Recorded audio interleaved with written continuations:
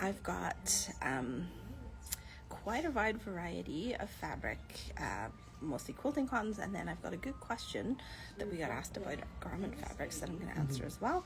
And I've got a question for you about some patterns and some choices for upcoming class. Yeah, and some beautiful digital prints. Okay, so let me start with a beautiful little mini group from Figo Fabrics.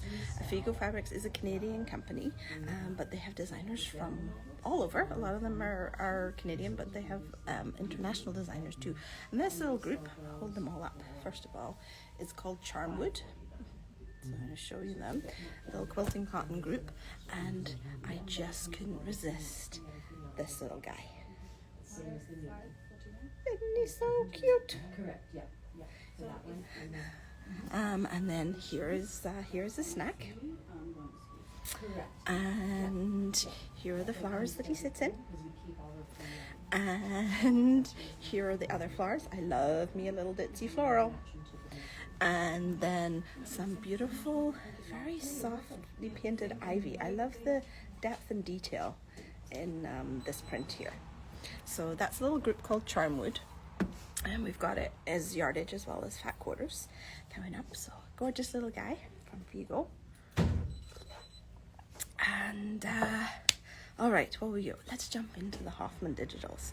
Now, Hoffman fabrics are from California, and I have to say, in my experience, they do the best with digital printing. So digital printing is a bit newer, and it gets an incredible depth, and you can do some amazing things with it. And sometimes prints you can't tell if they're digital or not, but when you look at a Hoffman digital print, you can tell there's no way that could be screen printed, and there's just a anyway, I will show you. Hopefully you can see a little bit of what I mean if I can bring this up so you can see some of the detail in that. It looks like you could just reach into these ferns and let the little butterfly just rest on your finger. They're gorgeous. So let me hold up a bit more of this so you can see from a distance. This print has a beautiful impact. Actually, all three of these digitals have a beautiful impact. So that one is Among the Ferns. Pop that in there. This one is Flower Patches by Amaryllis Henderson. I just want to wind a bit off. This is my happy place. Look at this. Oh my goodness. I absolutely want to wear this. It is gorgeous, and those colors and just the shading in the flowers and this lovely little spiral going on here. It just says happy, happy, fun, fun. Do you think I've got it upside down? I think it's supposed to go this way up there. That's better. Happy, happy, fun, fun. So this is Whimsical Flower Garden. No, this is not Amaryllis Henderson. This is Janine. Marlies Jansen. That's it. Sorry, getting them mixed up. This is Marlies Jansen. Digital print. The other flower one is... and then I've got one last Hoffman digital. I'm going to step back for this one. This one is a salvage to salvage print. Doesn't mean that you have to use it that way, but I want you to see the full potential of this print. I'm going to step back here and hold it up so you can see the beautiful ombre that they have going on here.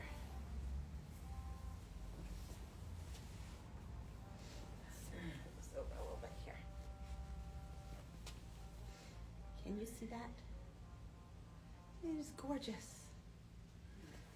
So you can imagine having great fun playing with the different sort of tones and colors that are going on here. And there's a little bit of a detail of some of the floral print there. Again, lovely layers, transparencies. It does. It looks like an absolutely gorgeous piece of wallpaper, doesn't it? But I can see this actually as a beautiful skirt. Where you've got the ombre going down the skirt, and you've got a nice darker purpley pinks at the hem. But also, like if you cut your strips sort of going this way, you could imagine you could get a wonderful ombre effect if you use one edge towards the top of your quilt, and then use the middle pieces in the middle of your quilt in those blocks, and then use the darker pieces in the blocks at the bottom, you would like create a wonderful ombre effect in your quilt. So I can see this fabric being a lot of fun to play with. That one is called Blush Garden. And we're now trying to label the Hoffman Digitals. I need to go back and label the other ones in the title so that you can find them all easily, because we've got a whole bunch of other Hoffman florals. And we've got a Call of the Wild panel. So there's a bunch of these gorgeous digital prints if these are getting you excited about what you can make. All right, so then these fun are another happy place and another bunch of happy bright colors. This is the ones from Amaryllis Henderson, but these are from Moda. This is called Flower Patches. You know, I can actually, all of these bright ones I can see myself wearing, but isn't that lovely? Another beautiful quilting cotton, and it just says, I was very happy when I designed this. I think that's what it says to me. And it reminds me a little bit of when you used to like embroider on denim, like try to add bits of color to your jeans and stuff. It just feels like that. And I think it just has a little bit of nostalgia to it. And then it goes along with this one, which the quirkiness of these flower stems just made me smile. It just looks like these little, I don't know, almost little pipes or little, I don't know what it is, but it just made me smile so much. And of course, it's purple. So these two are called Flower Patches by Amaryllis Henderson. And no more beautiful bright ones. Alison, I totally need to get sewing, but I need somebody to come and play with Henry for a day so I can do sewing. So if you want to come play with a lively, active, nearly 5-year-old, I will go sew. What else have we got? Oh, talking of tea, you know me, anytime I find a very beautiful tea fabric, teapot, teacup, tea something, so I don't know if that "Ooh Yes Please" was playing with Henry or for the tea fabric. We have this really fun, which way up are we? Well, this is both directions actually, non-directional, really fun teapot fabric from Janet Clare from Moda. So again, a lovely quilting cotton, but Moda's quilting cottons have quite a soft handle. So I really like this, and it has a little bit of a feel of like a sketchbook, but at the same time the teapots feel a little mid-century modern kind of vibe, and it's soft. Like I think this might be our next tea cozy kit maybe. I just can't resist tea fabric really. And this one is called Larking, and there's a little bit of a story behind that that you can see, you can look up as well to find out what larking is. Alrighty. But I'm going to keep us moving on because I've got a couple more things to show you for playing. Okay, super. All right, so the new line from Ali Kay. Ali Kay has a wonderful way with line. And so her new collection is Makes No Exceptions. This is the main feature print. Isn't it gorgeous? And we have this in the regular quilting cotton, this particular one, and then we have, let's grab it over here, we also got it in the mochi linen. So this is something not the exact same print, but very similar.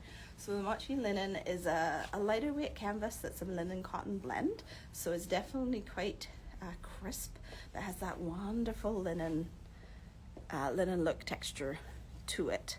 And it's beautiful for anything that wants a wee bit of structure, bags, jackets, placemats, things like that, where you want a little bit more structure. So this is Botany by Ali Kay, and then let me show you, we've got a few more of the cotton prints to go along with it, so you can mix them all in together. Set that back there. So this one goes along with it and pulls out. This is a lovely soft corally pink, but it's more on the pink side. It's not, I don't know if the color's reading well, it's not too orange, it's definitely very soft towards the pinkier side. And then this one's a lot of fun. So I love these leaves. I don't know if this feels a little bit directional. It feels like maybe it wants to go this way up. Yeah, I feel like it wants to go this way up, but you could probably do either. And I love that along with this, we have the same print in 2 different tone-on-tone blenders. So you may not see it as clearly on the camera because they're very tone-on-tone. So this is the same print. Is that catching any? I don't know if you're catching any of the lines in there. So it's a white on white with quite a creamy look. I don't know if any of those are reading at all. But the same print that I just showed you. And then also a lovely deep moss green. This one might show up a little better. There you go. So you can see a sort of tone on tone there. And it's a lovely dark, mossy, lovely, yummy color. So this is all Botany by Ali Kay. So it's 5 cotton prints and 1 linen canvas. Mochi linen, they call it. Okay, so a couple of things left. I would like to ask you guys for your input into an upcoming class and then share some tips. What question did we get asked? So first of all, we're planning, Leah's planning our next quilting class. So this is designed for anyone who's done like an intro to quilting, or you've done your first one and you want to expand your skills. What's next? And so we also want to have a range of patterns for sort of beginner quilters and also confident beginner quilters if you want to refine your stitch and flip technique.